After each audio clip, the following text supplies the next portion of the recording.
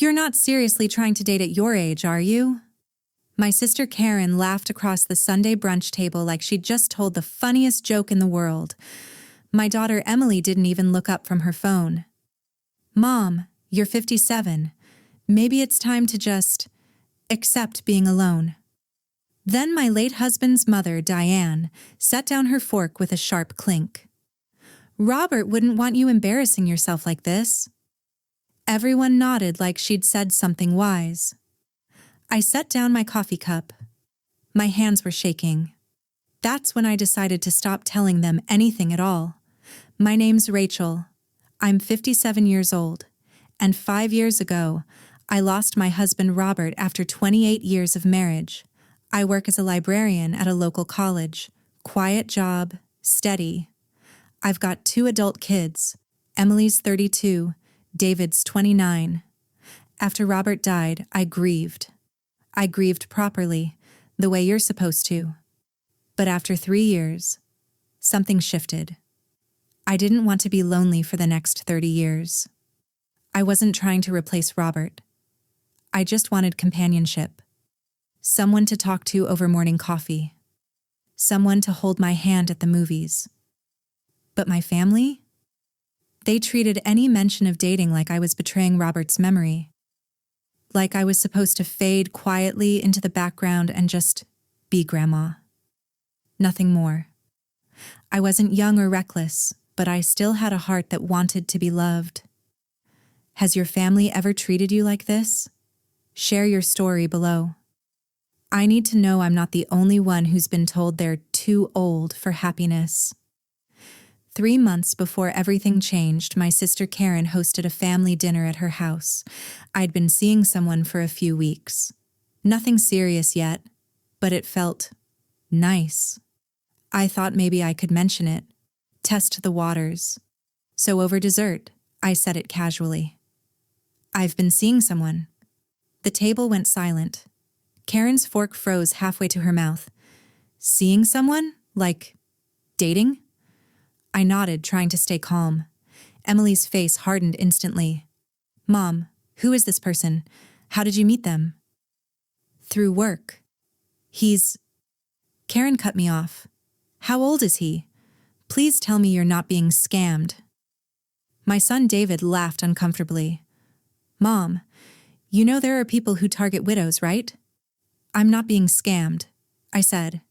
He's a nice man, and Diane slammed her hand on the table. How could you do this to Robert's memory? I stared at her, shocked. Robert's been gone for 5 years. And you think that means you can just replace him? Emily's voice went cold. Mom, I think you're being impulsive. You're lonely, I get it, but dating at your age? Karen leaned forward, her tone dripping with concern. It's different, Rachel. You're not 30 anymore. People will talk. People? I said. Or just you? Karen's husband jumped in. She's just trying to protect you. You could get hurt. Older women are vulnerable. Emily stood up and pulled me aside into the kitchen. She whispered harshly, close to my ear. Mom, if you keep this up, you're going to humiliate yourself and us. Think about your grandkids. What will we tell them? My chest tightened. They were treating me like a child, like I didn't know my own mind. When I left that night, I passed the living room. Diane was on the phone, her voice low but clear. She's making a fool of herself. We need to talk sense into her before she does something stupid like getting engaged. I sat in my car, hands gripping the steering wheel. The thing was, I'd already said yes to a proposal 2 weeks earlier. But now, I wasn't going to tell them anything. 2 months later, Emily called. We're planning a big family reunion cookout in July. That sounds nice, I said. I'm just wondering, is that man going to be there? I took a breath. His name is Thomas, and I hadn't planned on it, but she cut me off. Good. Because this is a family event. Robert's family will be there. It would be disrespectful. Robert was my husband, I said, my voice tight. I loved him. But he's gone, and I'm still here. Just keep it separate, okay? Don't bring your personal life into family stuff. I agreed to come alone, but the resentment was building like a storm. A week later, I ran into Karen at the grocery store. She was with her book club friends, talking loudly near the produce section. "My sister's going through a phase," she said, laughing. "She thinks she's in love." The women laughed with her. One of them said, "Oh, Karen, let her have her fun. What's the harm?" "The harm is she's 57 and acting like a teenager. It's embarrassing." I rounded the corner with my cart. Karen's face went red, but she didn't apologize. Instead, she smiled. "Rachel, we were just talking about you." My voice came out tight. "I heard." She crossed her arms, defensive. "I'm just worried. You're not thinking clearly." Her friend tried to smooth it over. "She just doesn't want you to get hurt, honey." I left my cart right there and walked out. My hands shook the whole drive home. Then came the worst part. Emily invited me over to talk. When I arrived, her 2 kids ran up to me. "Grandma, are you still going to babysit us on Fridays?" "Of course, sweetheart," I said, hugging them tight. After they left the room, Emily sat me down. "Mom, I need to be honest. If you're going to be distracted by this relationship, I need to make other arrangements." "Distracted?" I repeated. "You're different lately. Distant. The kids need stability." I realized what she was doing. She was using my grandkids as leverage. "And if you're thinking about moving in with this man or remarrying," she paused. "I just think it's selfish. You have responsibilities here." My voice broke. "I've been babysitting every Friday for 4 years. I've never missed a day." "I know, but things change. And if your priorities are changing..." The message was clear. Choose us or choose him. I stood up. "I need to go." "Mom, don't be dramatic." I left without another word. I sat in my car and cried. That night, I called Thomas. "Let's do it," I said. "Let's get married. Small ceremony, just us and a few friends." "What about your family?" he asked gently. "I'll tell them after. I can't deal with their judgment anymore." But then I stopped. "Actually, I'm going to invite them. I want them to see." What they didn't know was who Thomas actually was. We'd met when he gave a guest lecture at the college library's author series. Thomas is a retired professor, 10 years older than me, but vibrant, kind, respected. He's a published author, 3 best-selling memoirs. He teaches occasionally at universities. His late wife passed 7 years ago. He understood grief in a way most people didn't. He has 3 grown kids who welcomed me with open arms. I'd been terrified to date again, but Thomas was patient. He never rushed me. I kept him separate from my family, not out of shame, but self-protection. I didn't want their voices in my head every time I saw him. He'd proposed over a quiet dinner at his home. Simple ring, heartfelt words. "I don't need to make you younger," he had said. "I just want to make you happy." I said yes immediately. We planned a small ceremony at a botanical garden, intimate, elegant. At first, I invited only close friends. But then I realized I didn't want to hide anymore. I sent formal wedding invitations to the whole family. No groom's name, no details. Just the date, time, and location. "You are invited to celebrate the marriage of Rachel Marie Thompson."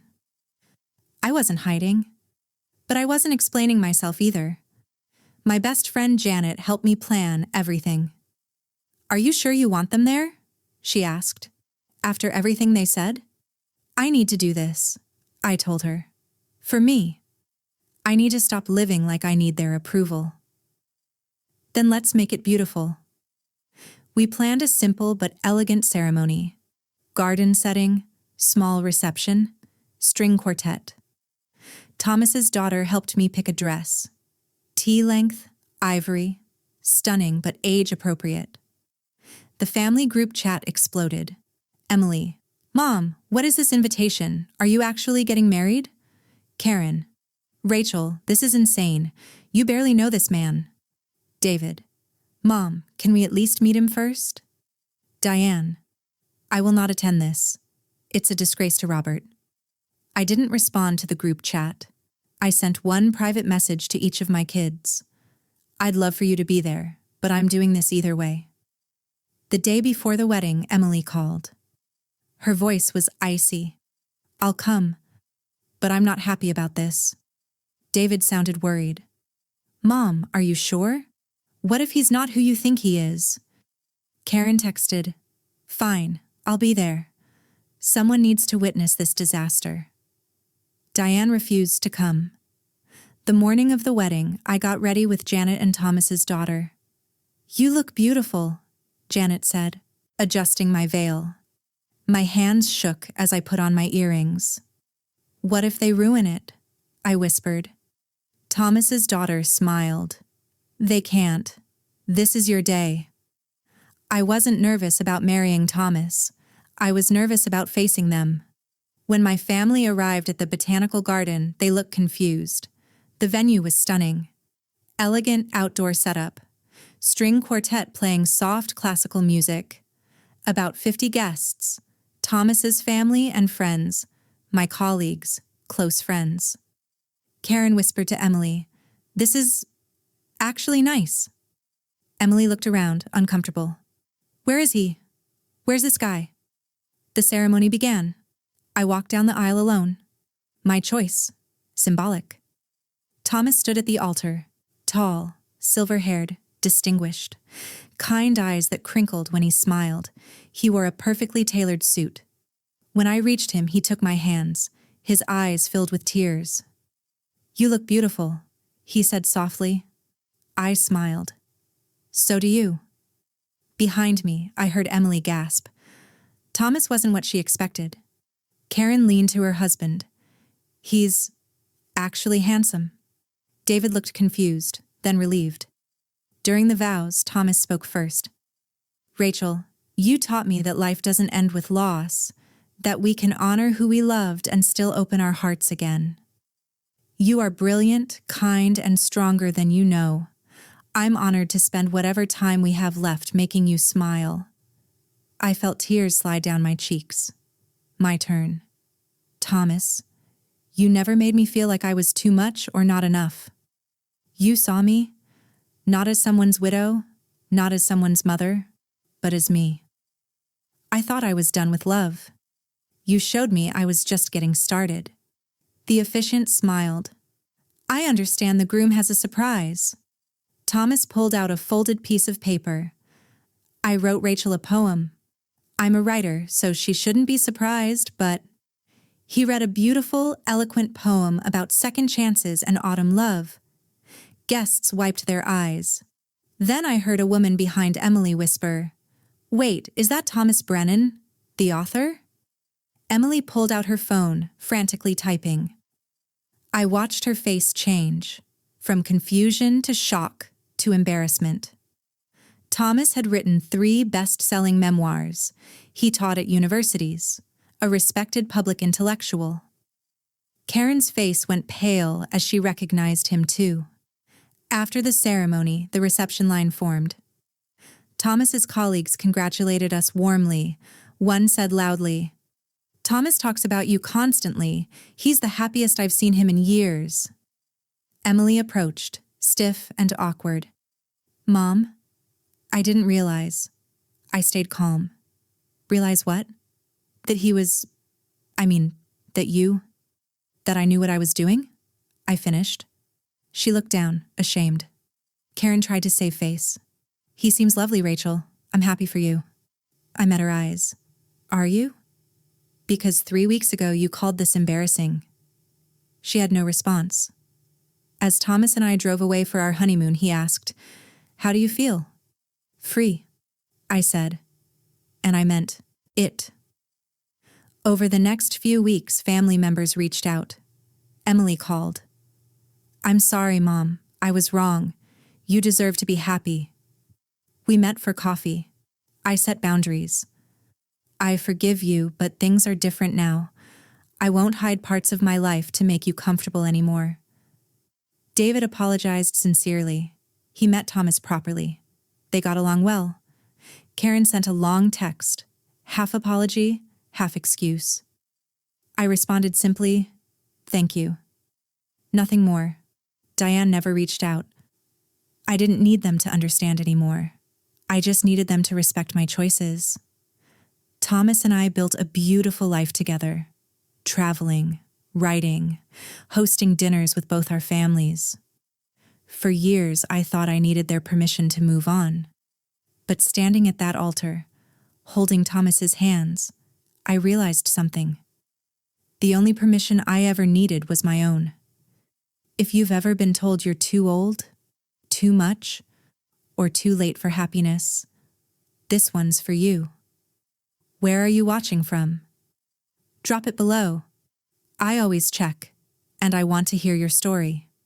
Hit subscribe if you believe it's never too late to choose yourself. Your story deserves to be heard. Share it with us. And remember, you don't need anyone's permission to live your life. Thanks for being here. I'll see you in the next one.